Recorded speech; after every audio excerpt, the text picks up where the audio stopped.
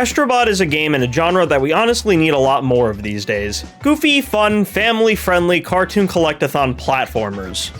This game feels like a revival of something that has been lost in recent years of the gaming industry, and so here's my review for Astro Bot, 2024's Game of the Year. Also big thanks to Jonathan and Kamea for gifting me a copy of this game, y'all are the best. The story of Astro Bot is fairly simplistic, as most goofy cartoon platformers tend to go. Astro and the bots live inside of what is basically a PS5 mothership, clearly implied to be the PS5 that you're playing on at that moment. Think of it like Pixar's Inside Out, but instead of emotions in your brain, it's little robotic dudes in your game console. Right out of the gate, this game gives a personal attachment to the characters in the game world.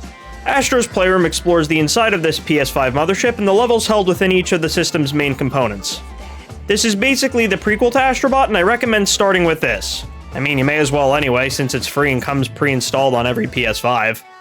Astro Bot has the bots exploring space when they have an unfortunate encounter with space bully Nebulax, okay, cool, who proceeds to rip apart the PS5 mothership, stealing the CPU and scattering the bots and the PS5 components across several different planets across multiple galaxies. Now Astro must locate the lost bots and missing components to repair the PS5 mothership and defeat the CPU thief.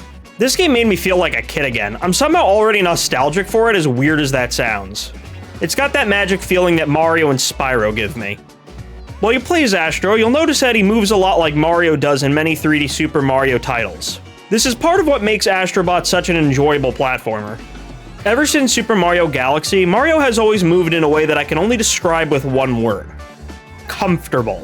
This is something in particular that is very difficult to achieve with 3D platformers. I mean, look at Sonic, it hasn't exactly worked so great for him. The movie was pretty good though. That said, Astro is able to set himself apart with his own identity and unique power-ups. Basic movements include simple punches, charged spinning punches, and a laser jetpack which is also used to hover and damage enemies from above. Or below? Enemies from... you know what I mean. The levels in Astro Bot range in difficulty from fairly simplistic and easy to complicated and advanced, which are usually reserved for the more optional and later levels. Thanks to frequent checkpoints and the lack of a life system, the game is able to have a lot more creative platforming segments without being too punishing. The combat is pretty much as you'd expect from most platformers. You've got your standard enemies that go down with simple punches and some that can only be eliminated in certain ways. It's both easy enough for kids to pick up and play while also being enjoyable for adults.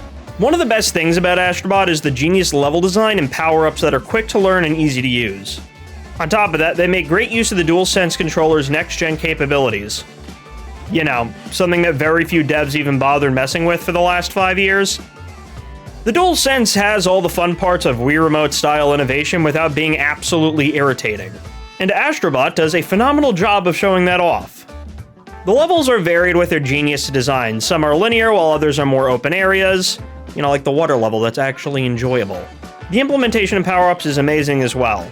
From having to change your size to navigate the level, to the ability to slow time in order to traverse fast-moving objects, and so on. However, one gripe I have is that many of the power-ups aren't used as frequently as I'd like.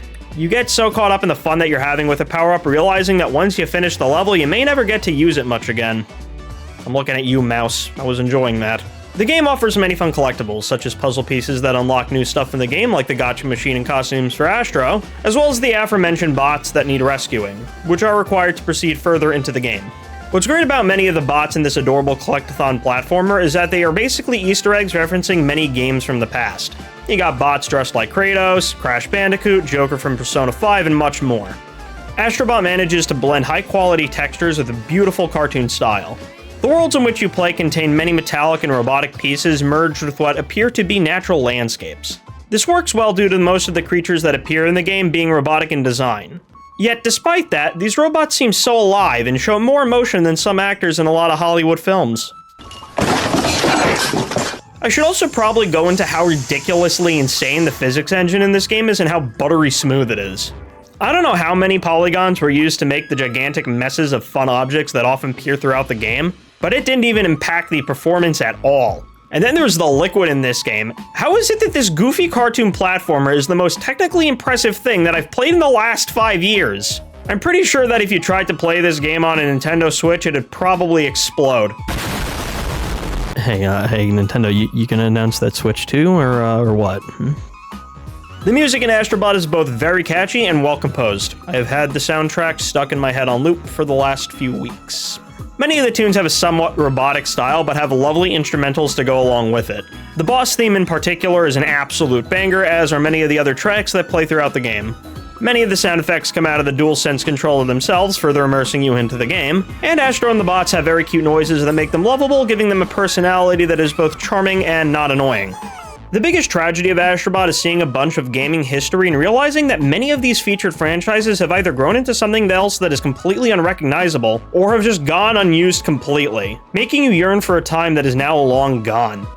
After Sony's colossal failure with Concord, but mass success with Astro Bot, I hope not only Sony, but the entire gaming industry takes a damn hint.